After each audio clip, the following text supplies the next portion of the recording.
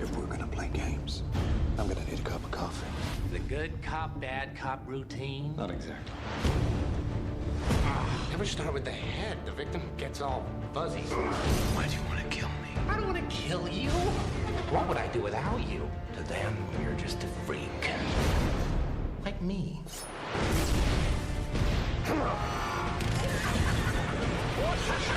The Dark Knight. Rated PG-13. Theaters and IMAX July 18th. Coming up, why so serious? It's a new episode of the Couch Brotato Podcast. That's why. Coming up next is The Dark Knight. Okay, welcome back to the Couch Brotato Podcast, everybody. Actually feels like an NBA team tonight we've assembled here for this episode. I'll play Chris Paul, point guard. Guess who's finally back?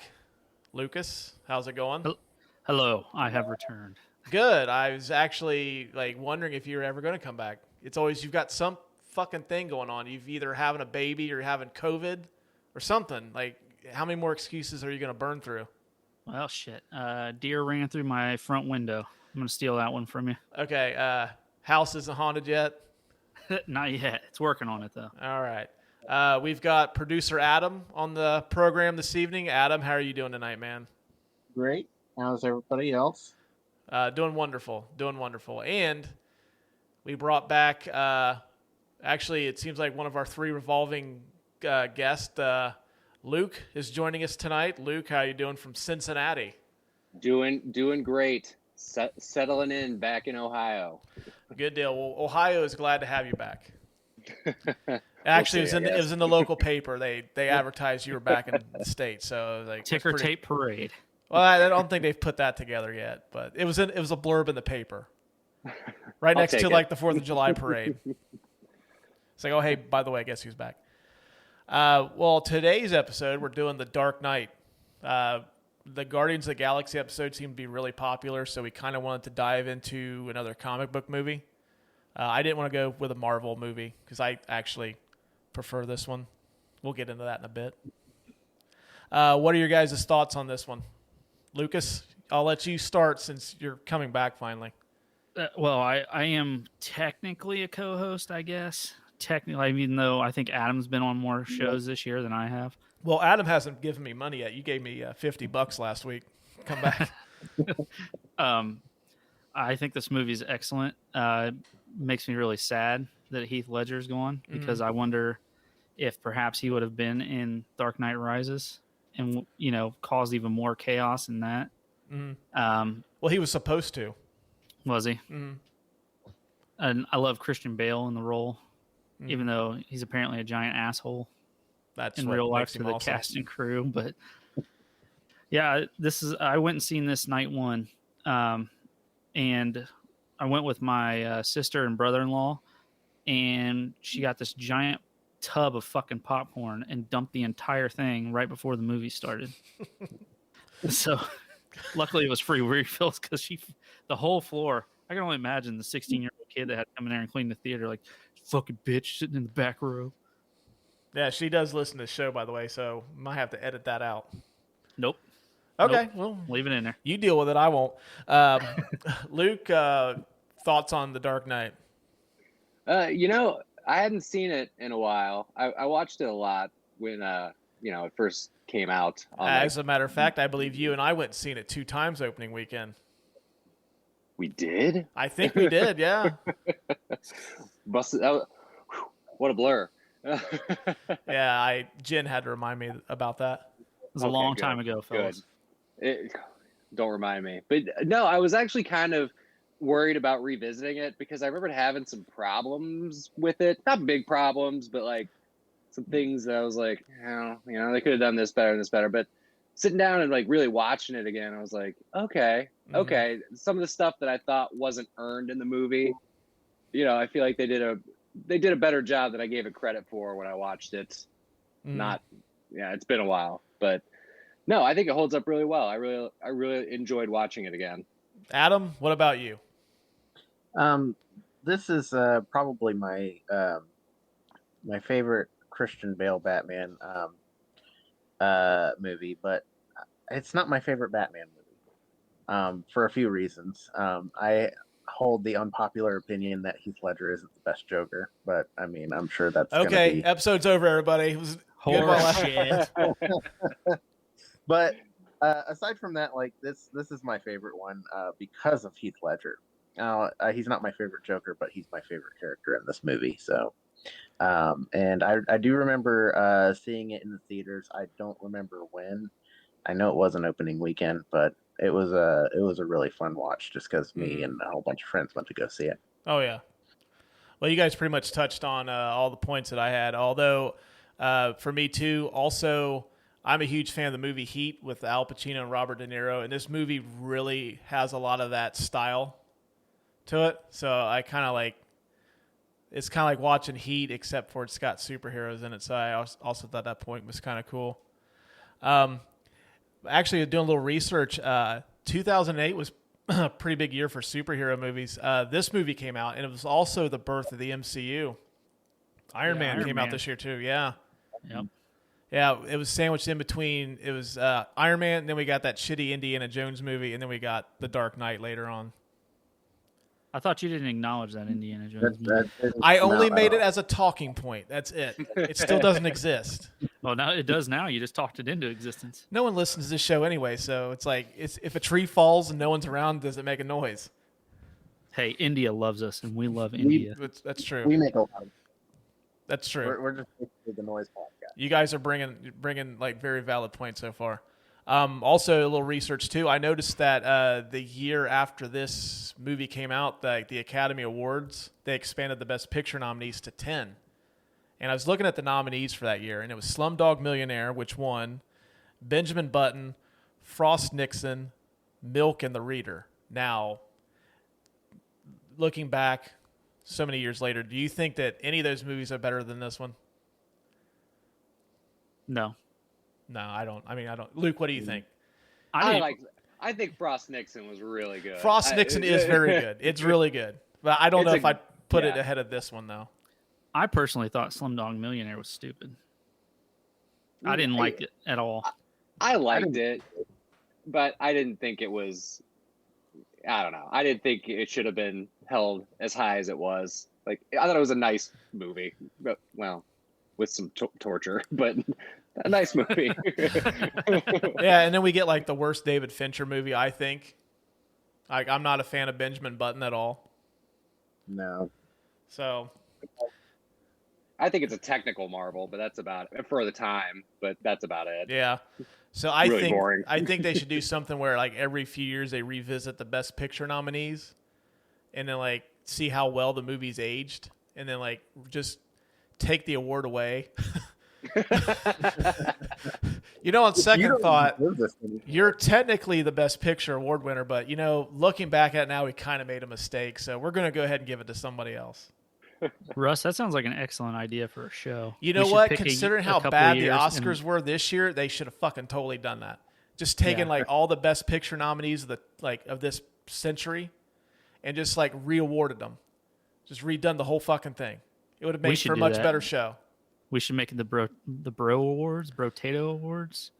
You get a Brotato. Yeah, it's just like a spud.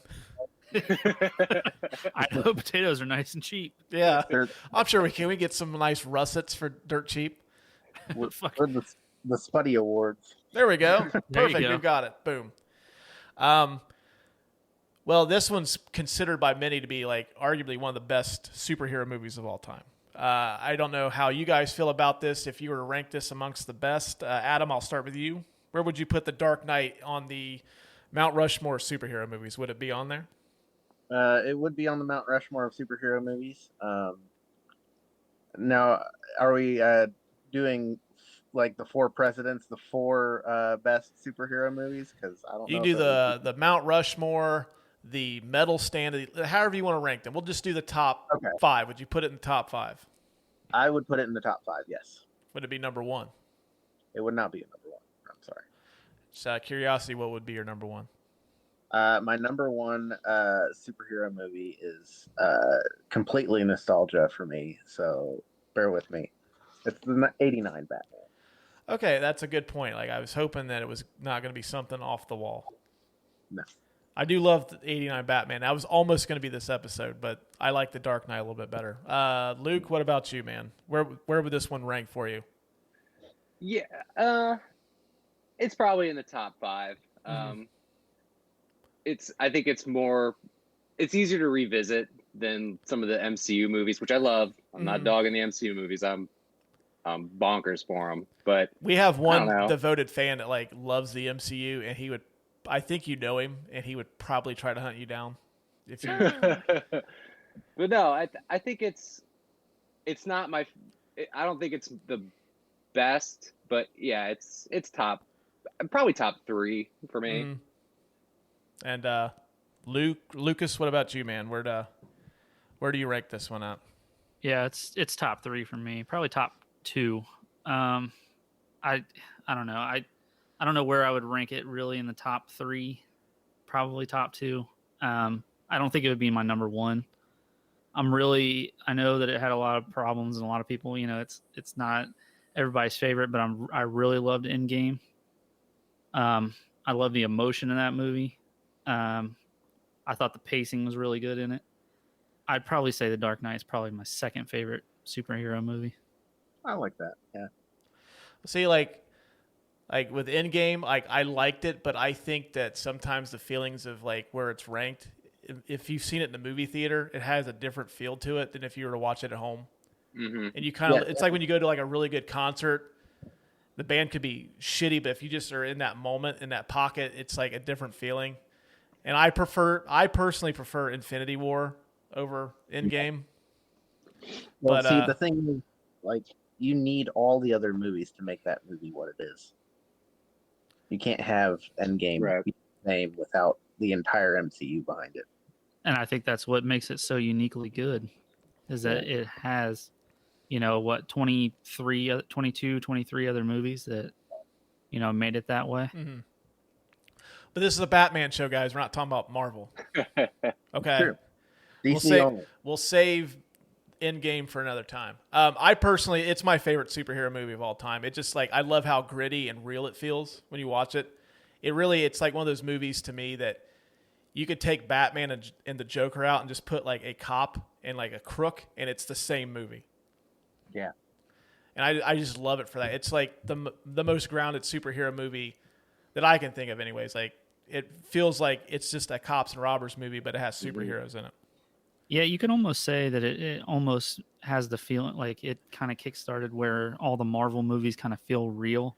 Because even with Iron Man, it still kind of feels a little, somewhat cartoonish. And then after The Dark Knight, everything kind of started to feel, like, oh, I could actually see Batman defending, my city from bad guys. Well, I think, too, this actually started a really bad trend because I think DC is trying to emulate how successful the rest of their movies are, and they're making some of their characters dark when they don't need to be. Like, Man of Steel shouldn't be that fucking grim. It shouldn't be, but it is. Like, Superman's a light character that is like as good can be, and he's fucking killing people. Like, this isn't right. Mm-hmm. And I think it started a bad trend for those. Like, they kind of corrected a little bit with Wonder Woman and even Aquaman. Aquaman's a fucking fun movie. It's kind of completely different than the rest of the stuff they've done. But, yeah, it really, they've made some of their characters so grim that, anything that they did after The Dark Knight Rises for a while sucked. Mm-hmm. I mean, they corrected it some with, Wonder Woman and Aquaman and then the Snyder Justice League cut, but don't forget Shazam. That was Shazam is good. I love Shazam. I'm excited that they're making a sequel. It's super, it's visually dark though. I don't know, but it's really, really good. I love that movie. Very fun movie. That's where they need to go. The last question I have for you guys before we get into the categories is the best portrayal of Batman and the Joker. Where do you think Bale and Ledger land in this category? Adam, I think we already know what you almost ended the podcast right off the bat. So, Adam, I'm going to lead off with you. Okay, so Bale and Ledger are probably both number 2 on my list. I'm sorry, guys. Keaton and Nicholson as cinematic Joker and Batman are my favorites. Fair enough. Luke, what about you? Oh, go ahead, Adam. I'm sorry, I didn't mean to cut you off. Go ahead. I can explain why, but it would take a really long time. I don't want. Yeah, we try to keep these around an hour, and we've already dove into like the MCU, which is completely unnecessary. So, Lucas, what about you? Where do you rank these two at? Because I think it's always like when you're talking about any of the Batman movies, especially when the Joker's involved, you have to kind of talk about everybody that's done these. So, what do you I love think? Val Kilmer. He absolutely killed it. No, Okay, get out. Well, I guess now the show is ending. Because that's a Bush League opinion. After all the absences he's had and that, he's just fired. That's like... Yeah, like, or your shit can. Like, I'm going to put out a help wanted ad in the papers tomorrow, in the trades. I'm dropping it. No, as far as Batman portrayals, I would say Keaton is the best Batman, Bale is the best Bruce Wayne, and then this is the best Joker, because Jack Nicholson as Joker is fucking awful. Third. Well, we'll get into that. That's my opinion. Well, let's hear from the guest, and then we'll get into that. Luke, what about you? I think the way that Christian Bale and Heath Ledger's Batman and Joker respectively play off each other is the best. Oh yeah. I think I like Jack Nicholson more as the Joker, just because it's insane and it's like the Joker I grew up with, and he's straight from the comic books. But I don't think the dynamic between him and Michael Keaton were as good as, like, just the scenes between Christian Bale and Heath Ledger are so good. Like, and it's, I think if you put them together, they're my favorite, but separately, they're not. I don't even know who my favorite Batman is. I mean, I got a soft spot for Keaton, but I don't know. I just like the way Christian Bale just pummels the shit out of people in these movies. Like, it hurts to watch. Like, they put weight behind him in these movies. Yeah, I've always judged Batman by, like, if the actor could play both well. And I love, like, if you were to take Michael Keaton, Batman, just as Batman by himself, he's probably my favorite, but I don't buy him for 1 second as a playboy. I don't know, he just kind of looks like a loan officer or a school teacher when he's Bruce Wayne. It's true. And I don't buy it. And I think Bale and even like Ben Affleck, I think pull off Bruce Wayne much better. Yeah. And I always forget about that. And then I think in terms of Joker, like, I love Jack Nicholson's Joker, but, like, I don't know, like, Heath Ledger's Joker is just fucking frightening. Like, he is scary. Like, and I always thought Jack Nicholson's Joker is kind of like if Jack Nicholson were an actual criminal, and he got like a little wild, and he's going to commit a crime, and he falls into a vat of chemicals, and then like his face ends up white, and he becomes the Joker. It's like, okay, you're seeing this shit in the newspaper, like Jack Nicholson's gone crazy. He thinks he's the Joker. Yeah, I mean, Heath Ledger makes you like feel like somebody that would terrorize a city like that. Yeah, but Luke brings up a very interesting point that I think Heath Ledger and Christian Bale's Batman and Joker, like, yeah, that dynamic, you really see both sides of, like, they're the same person, but they straddle the line just barely, you know? And I think that dynamic works much better, especially with, like, Keaton and Nicholson's Batman and Joker. Like, it's basically like you set him up like, okay, he killed his parents, which I really didn't care for that at all. And like they have like a couple of brief meetings, and even like the climax is just kind of like, okay, he's saving Vicky Vale and he beats him up in the bell tower. That's about it. But you get that whole scene in The Dark Knight with the interrogation scene, and you know, the Joker's just kind of like, you can tell he's getting under his skin, and Batman wants to do more than he can. And yeah, I think that's probably the best summary that you can put with those two, is like them together is probably the best, I think. But in terms of Batman, I'd probably say Christian Bale a little bit, although I hate his voice. I hate that voice. Not wearing hockey pads. All right. Well, The tail of the tape real quick. Movie came out July 18th, 2008. Directed by Chris Nolan. Stars Christian Bale, Heath Ledger, Gary Oldman, Aaron Eckhart, Maggie Gyllenhaal, Michael Caine, and Morgan Freeman. Rotten Tomatoes score is 94% from critics and 94% from audiences. $1.5 billion box office take on a $185 million budget. That's insane. That's Yeah. a shit ton of money. Especially for 2008. Yeah. Nominated for 8 Academy Awards, including Best Sound Editing and a Best Supporting Actor nomination for Heath Ledger's portrayal of the Joker. And you can currently watch this on HBO Max. So Now, There's your 2008 tailgate. was the Great Recession, wasn't it? So making that much money is even more insane, isn't it? Well, I mean, at the time, like, I don't think there's too many movies that, I mean, granted, adjusted for inflation, there's a few, but yeah, that was an insane number for that period. I mean, now it's commonplace. Like, the Fast and Furious movies are doing that. Marvel movies are doing that. It's not as big of a deal as it used to be, but man, like, yeah, $1 billion, like, that was a fucking shit ton of money. I think there might have been 5 or 6 movies that had done it before that. Yeah, that's an insane amount of money. Well, I mean, with audiences and critics actually agreeing on a superhero movie is kind of insane too. Yeah. We're going to start diving into the categories now. You want to do, Lucas, since you're coming back finally, and I don't know if you'll be back again anytime soon, what category do you want to start off with first? I'll let you choose. Since this could be your let's last go episode with- for a while. Yeah, you never know. I might. I Just know, it's like I don't fucking know from quit week the to week. show. Let's do best scene first. Okay. Sounds good. I drink your milkshake. I drink it up. I have 5 here that I always nominate. We'll discuss. I have the opening scene, the bank robbery scene.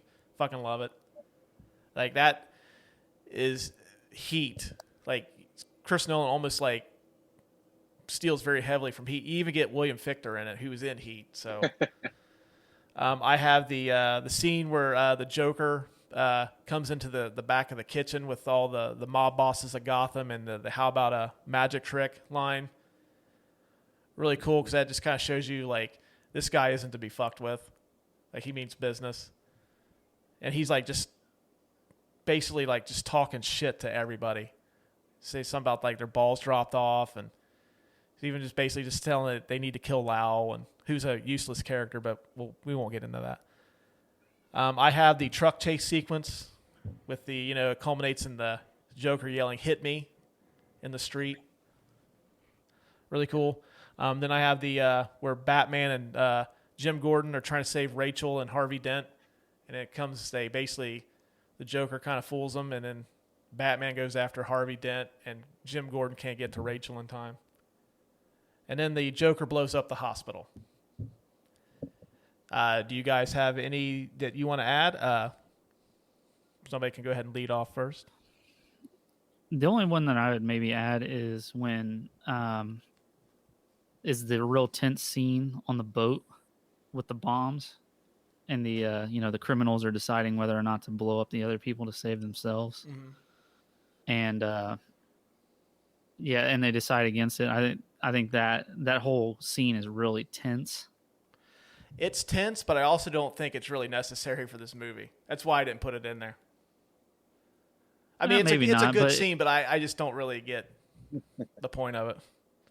Well, I think I think Joker is trying to justify his insanity to himself and to Batman. Mm-hmm. Kind of trying to show him, like, hey, look how people really are. And they prove him wrong. And I think he's trying to justify how people are to himself in that scene. Mm-hmm. Adam, what about you, man? I actually didn't have any to add to your list. My favorite scene is the scene with the mob bosses. I mean, I really like Heath Ledger's performance in that scene. Yeah. Really steals the movie for me. I remember I went to a Halloween party as the Joker, but just imagine like the Joker with like 60 or 70 extra pounds on him. And there was a drunk girl at the party that just kept the whole night badgering me to do the magic trick again. I'm like, I'm not going to ram a pencil into somebody's face. It's murder. Like it's not that kind of party. Luke, do you have any other you want to add to this category before we kind of discuss? I'm sorry if you said it. I don't think I caught it, but I don't think it's my favorite scene or anything. But the whole Hong Kong scene I think is really cool. Like that is a cool scene too, and like if you ever seen that in the IMAX, like that takes on a whole new definition in the IMAX. But yeah, so it's not one of my favorites. Just kind of a shout. I think it's a really cool scene. It is a cool scene. Yeah. And seeing that's Batman outside of Gotham. Yeah, and like seriously, it's one of those scenes where like if you've seen it at the IMAX, you seriously feel like you're on top of that building with him. Like the IMAX cameras in like this movie are fucking insane, and that's like it. And then when he drops down, he swoops down, it kind of gives you that roller coaster feeling for a second. Yeah. For me, like I think it's the whole truck chase sequence. Like where the truck, like he's chasing after Harvey Dent, like the truck flips over, which I had fucking never seen anything like that in a movie before, and that was like an actual stunt too. It's not CGI or anything. Yeah, that is pretty cool. For me, I think when Joker blows up the hospital, just because Heath Ledger not like that was all filmed as one like sequence when he walks out and then walks onto the bus and he doesn't even flinch when the shit's blown up behind him. That's insane. The one thing I noticed, I watched that recently, and one thing that kind of irks me about that scene, I love it, but like, why did it take the Joker taking the surgical mask off for Harvey Dent to realize that's the Joker? He was like, wasn't he like turned around with a bad wig on or something? Yeah, the bad wig. I mean, still his face is painted completely white with the black eyes, rings around his eyes. Like, yeah. I was watching like a behind the scenes of that whole thing. One, I didn't know that was an act. They demoed a building for that, a real building for that scene. And it was, I don't know, it was really interesting. Since I had, a little extra time tonight to, I visited some of the behind the scenes videos, and there's some good stuff in there. And that truck scene, I watched the whole thing where they were talking about how they put like this crazy hydraulic thing on the bottom of this semi truck to flip it. Like I was like, this is pretty cool stuff. Yeah. I also want to give a couple quick nods too since we're throwing out shout outs. I really love the Batman and Joker interrogation sequence. That's a really good scene, and it's almost like my favorite scene, and I don't know why I put it in there. Maybe you could combine it with the truck chase sequence too, because I guess it's kind of a part of that. But I love that scene because like when Luke touched on it earlier, it shows like Batman and the Joker are the same person.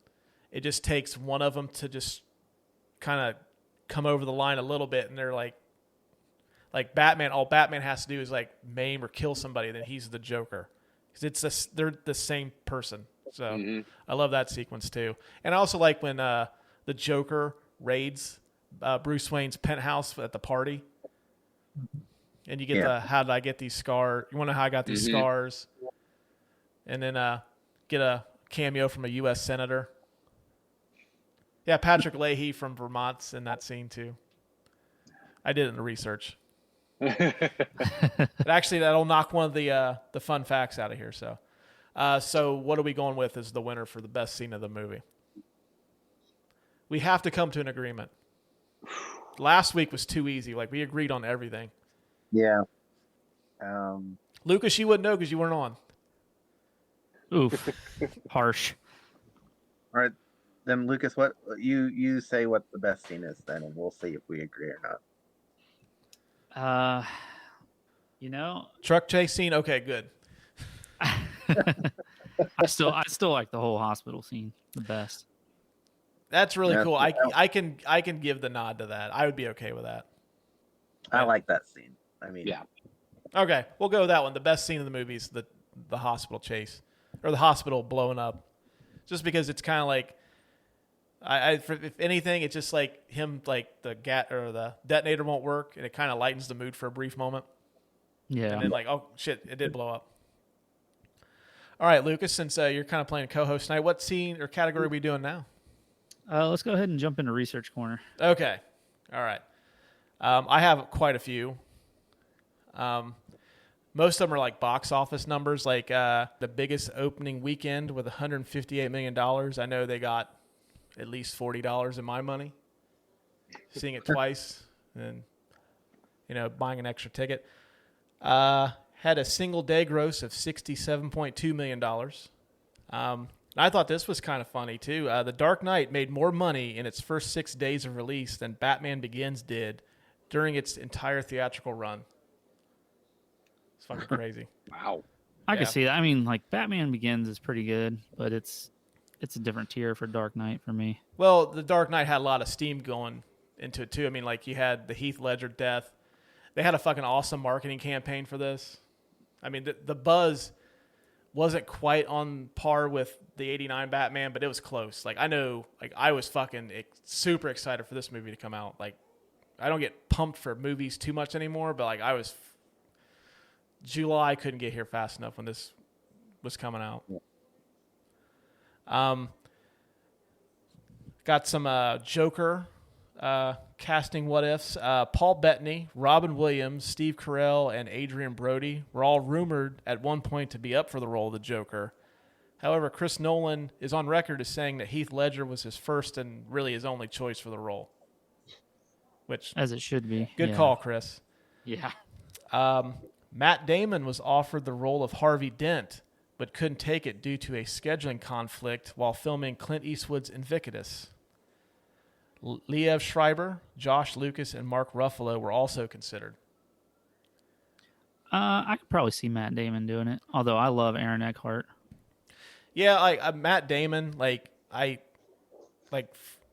think Mark Ruffalo's too neurotic to play Harvey Dent. I don't think he could pull it off, and I think Liev Schreiber could have done Two-Face, but I don't think he would have been a good Harvey Dent. And I don't even really have an opinion on Josh Lucas. Sorry, Josh Lucas, but I just don't. I don't even know who that is. Man, I don't know. I'm just thinking of Mark Ruffalo in like Spotlight and or something like that. That's what it was called, right? Yeah. No. Yeah, where he's the newspaper reporter. Yeah, I was like, yeah, that's a really good movie. He would have been a super tragic Harvey Dent because he's very likable. And, he is, but he's also he's kind of neurotic though, and I just don't think he could. You're right. I just don't think he could have neurotic in that movie.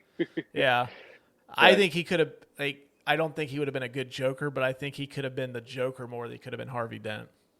Yeah, I mean, I'm intrigued by Adrian Brody as the Joker. I don't know why. I think it's out of that he's got list, a weird face. he's the only one I could possibly see. Yeah, he could have been interesting. He's a good actor. Katie Holmes had to drop out of The Dark Knight due to filming Mad Money. Smart choice.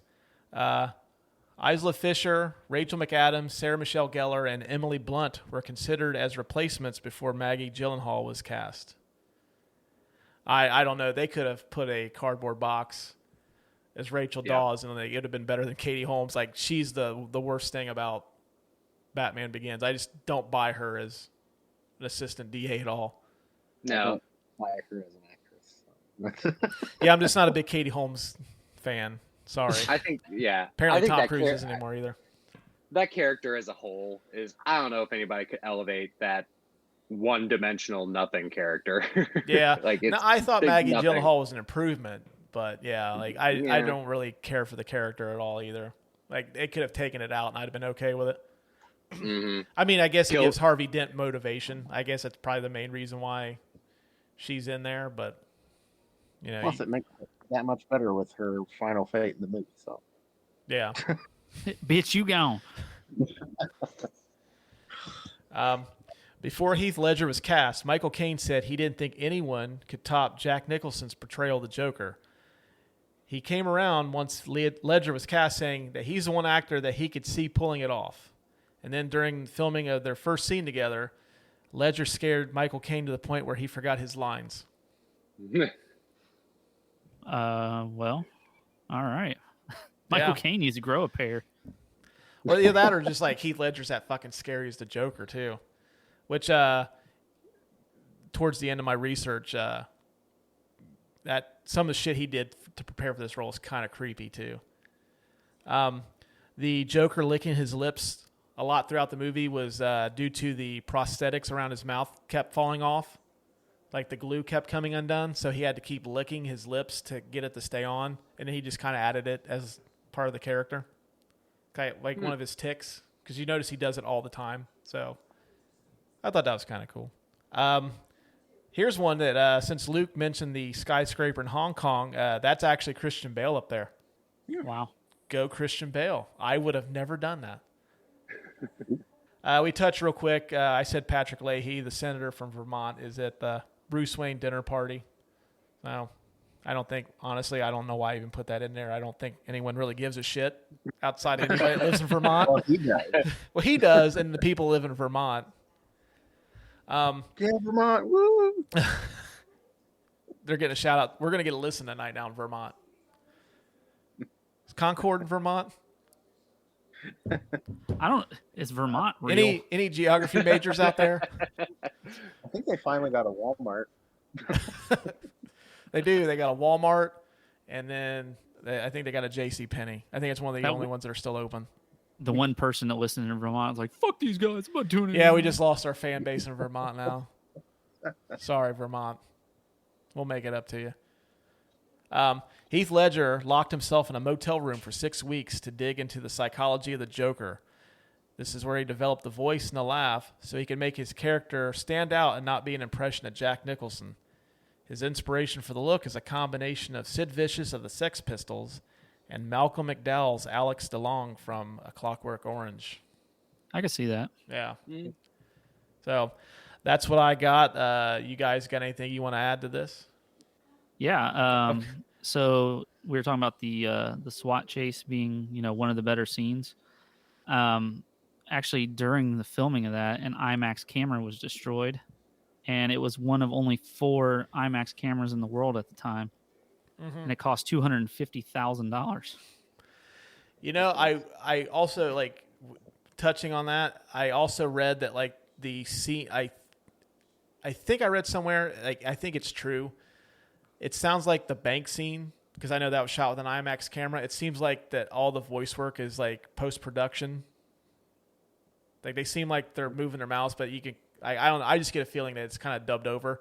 But I heard those IMAX cameras are extremely loud. Yeah. Oh, I don't know. Yeah. Okay, cool. What else you got, Lucas? That's about the only one I really got. I mean, you pretty much touched on most of it that I was going to say. Well, I was going to give you a few of them, but I also didn't know if you're going to be on here tonight. So, fuck it, I'll just keep them for myself. Damn. I'm going to beat that horse into the ground, just to let you know. There's probably going to be a couple more zingers coming at you tonight. Well, I tell you what, the Katie Holmes movie that she was in, it got a 22% rating on Rotten Tomatoes for her skipping out on this. That or could be the movie sucks, too. I mean, that's essentially Diane. That's got Diane Keaton in it, doesn't it? Yeah. Well, and that's what I was saying. That's what she gets for fucking bowing out on this movie. No, I don't think anybody was really disappointed by that. I'm pretty sure Chris Nolan was like, okay, cool, we can get somebody else. Yeah. Or we could get someone else in a very, I'm sure his British accent's much better than mine. Maybe so. Adam, do you have any extra facts you want to add to this? I have a couple that Are they fun? insignificant. They're fun facts. Okay, cool. That's all we need. It's fun facts. There are only 2 official Lego figures that are released under this movie's label, and they are, of course, Batman and the Joker. And they came in the set of the model builder's model of the Tumbler. So, that's pretty cool. I mean, if you have one of those little Lego figures, that's probably a collector's item. Okay. And then the other fact that I had was that this is the first Batman movie where Batman does not use any batarangs. Oh, this is also the first Batman to not have Batman in the title. Yes. Also fun facts. Yeah, I'm pretty sure they probably had it ready, the Lego set where the Joker's holding the knife to Rachel Dawes' face, but then they probably just canceled it at the last minute. Okay, kids, we won't do that one. I only have one more fact. This in 2020, the film was selected for preservation in the National Film Registry and the Library of Congress for being culturally, historically, and aesthetically significant and it is the only it is the second DC movie to be selected after Superman. That makes sense. So see right there, they know that this is the best Batman movie. Luke, do you have anything you want to add? I do not have any fun facts. I'm sorry, everyone. Do you have any sad facts? We'll take those too. I think everybody knows the saddest fact about this movie. Well played, One of sir. the actors died, didn't they? Well played, sir. All right. Well, I guess that leads us to the King Kong Ain't Got Shit on Me award for best quote of the movie. King Kong ain't got shit on me! I mean, there's a couple pretty significant ones in here. I have Why So Serious by the Joker, Die a Hero or Live Long Enough to See Yourself Become the Villain, Harvey Dent, which has become my life's motto. I also have Jim Gordon. Because he's the hero that Gotham deserves, but not the one it needs right now. So we'll hunt him because he can take it. Because he's not our hero, he's our silent guardian, a watchful protector, a dark knight, which anyone that listens to this show knows I like it when they put the name of the title of the movie in a line of dialogue. Fucking love it. I'm not on here enough to know that. You're not. Get with the program, dude. You want to know how I got these scars? And then I don't know if this makes anyone's list, but I also love when Heath Ledger pulls his mask off at the bank robbery sequence and says, "Whatever doesn't kill you simply makes you stranger." Fucking love that. Anyone got anything they want to add to that before we decide the winner? Yes. Go ahead. I'm not wearing hockey pads. Okay, are you going to do the impression? I know you did No, it once I'm not already, doing but we can do it again. No, I already did it once. I'm not going to do it. I know it takes this toll on your voice. Luke, I think we used to throw that line around quite a bit back in our work days, didn't we? We did, and it really does just destroy your vocal cords. You got to get deep. Yeah, it's like you're pulling that out of your stomach. Maybe even further down than that to get that out. And it feels like you just smoked like 2 packs of Winston Unfiltered. Either one of you other gentlemen that haven't chimed in yet, you got anything you want to add? I just have one. It's not like super memorable, but like rewatching, one that really struck me was it's the scene with the hostages, and like the hostages are the terrorists and whatever. You know what I'm talking about. We know where you're going. All five people that listen to the show have seen the movie, so yeah, we know where you're going. But it's where Batman's like, I'm not gonna do the voice. He's like, give me 5 minutes, and he's fighting with Jim Gordon, and Jim Gordon just starts screaming at him. He's like, we have to save Harvey Dent, and then he said, I have to save Harvey Dent. I was like, man, that hit hard. I really like the way Gary Oldman threw that line out there, and I don't know, it was really good. That is a good one. Yeah, not as memorable, but it's still a good line, though. It's really good. A lot of good dialogue in this one. Anyone else? Lucas? No. Nope. You covered all of them that I like. I personally, I'm going to go with the Die a Hero or Live Long Enough to See Yourself Become the Villain. That seems to be between that and Why So Serious, but I kind of dig the meaning of the Die a Hero one a little bit more. So I'm going to go with that one as my winner. Any arguments? I like. I think Why So Serious is more well known, so it's probably. I would say. Well, I don't know. Like the Why So Serious and the Die a Hero, I hear them all the time. Like those are the two I think most iconic lines of the movie, because they've even used the Die a Hero thing in like as sports references too. So, like LeBron was kind of like that when he left Cleveland for Miami. Like. I heard that constantly shortly after that news cycle started. So I'd say it's between those two. Yeah, I would say probably Die a Hero or Live Long Enough to See Yourself Become the Villain. I think that's the one I would choose. Okay. So it looks like that one wins. Sorry, Lucas. But if you were on the show more, you might have had a better shot. I can't win them all. That's true. Okay, so that brings us to the Lou Brown Give Him the Heater Award for the bit performer that brings the most heat. Forget about the curveball, Ricky. Give him a heater. I have, is it Cillian or Killian Murphy? Luke, you got to help me out. This, if anyone, I think it's Cillian, but I might just be saying it like that. well, I think there's not a single episode where I've gotten every single name right. Like, I've fucked up somebody's name, and I'm surprised that no one gives me shit over it. In this category, I'm going to have 2. So, but we're going to go with Cillian Murphy because that's how it looks. Looks like that's how it's pronounced. So, anyway. Okay. I'm good with that. Okay. I have him as the Scarecrow. I have William Fichtner as the bank manager. And then I have Keith Sabakja as Detective Stevens. He's the cop that when the Joker's in the holding cell, and he's basically telling him about how many, he's telling him how many of his friends he killed. And he just like, you know what, fuck it. Like, I don't care if anyone's looking. I'm just going to like beat the shit out of this guy. And it turns out he gets worked by the Joker. Yeah. And then he throws in that line when they're putting the mob bosses in the car. It says, have a nice trip. See you next fall, which I don't understand why like a man of that age says something like that. Like my son doesn't even say shit like that anymore. I'm going to give it to him just for that line because that takes some balls to say that. It does. I like Cillian Murphy as Scarecrow. I like him too, but I mean, he's more of a central character in the other movie too. So Luke, do you have any? It's Fichtner. Doesn't matter if he's in a movie. He's a bit part, and he's my favorite. Yeah. Okay. William Fichtner it is. Last scene or last category is who wins the movie? Heath Ledger. Heath Ledger.